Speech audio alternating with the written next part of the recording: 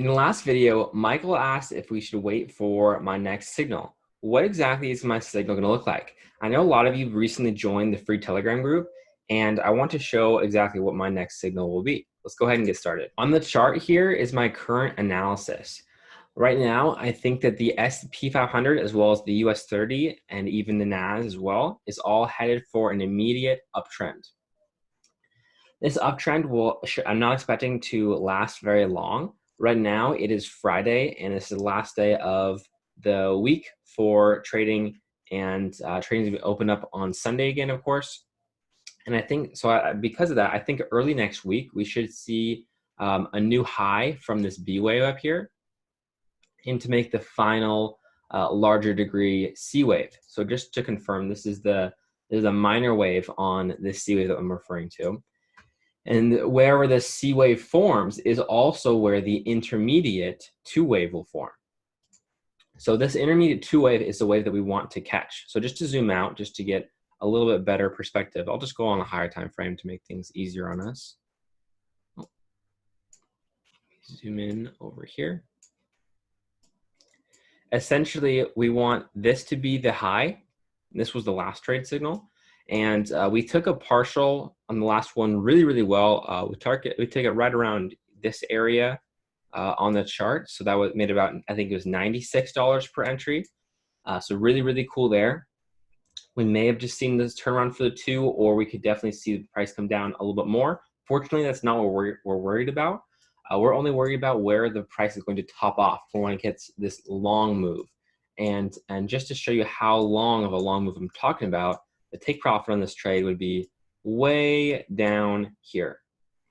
And this is because just of how low it went before. So I know I'll keep zooming in and out. I know that can be a little bit annoying. So let's try and stick to just one area on the chart for now. So here is what we're looking for. We want to see an up wave and then down wave and up wave. Now, because this is the 5th, it's the last wave, it's possible that we see the 4 come in like this, but it's more likely that we're not going to see that. So usually the 4, we do have to follow the Elliott rule that the 4 does not come below the 1. And so that is what I'm expecting to see is this, but I did have it there just to show for demonstration purposes. So with this trade, the reason why I have it here is mostly because of my fib. So I put a fib from the bottom down here up to the 1, which is the 1. So generally, just as a ballpark number, the 5 tends to end a little bit around, usually a little below, especially in terms of a C wave, from where the double point is, or the negative 100 on here. If you have the reverse, it'd be the positive 200%. So right now, I have my C waves basically ready for this point. However, I am going to call out an entry just a little bit below this, because it is more likely to activate that way, and because it already has such a fantastic risk-reward ratio of 18.86 to 1 as it is. I really like this trade setup. So I may change it last second depending on if this 3 wave is a little longer, a little shorter than I'm expecting it to be, but I am expecting the 3 wave to come just around there, making approximately an equal high with this B wave. We should see 1 more wave down, and then we should, if it's not a truncated 5th, it should break above that 3rd wave and come into in between 2866, which is what I'm going to call out, and not come any higher than 2894. The reason why it should not come any higher than that is because that is where the 0 started for the intermediate wave, this 2 wave here.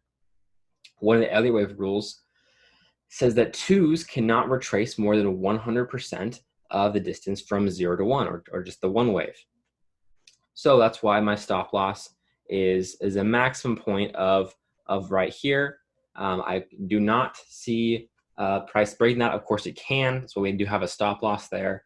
But this is the point where I would no longer want to be in the trade, and that is a sign of a good stop loss. That is one that we would like to see. So hopefully this will activate an entry. Hopefully we'll be able to catch this move. If you're not able to trade the SP500, you may be able to trade the US30. Sometimes it's called the Wall Street 30, or there's a couple other names depending on what broker you have.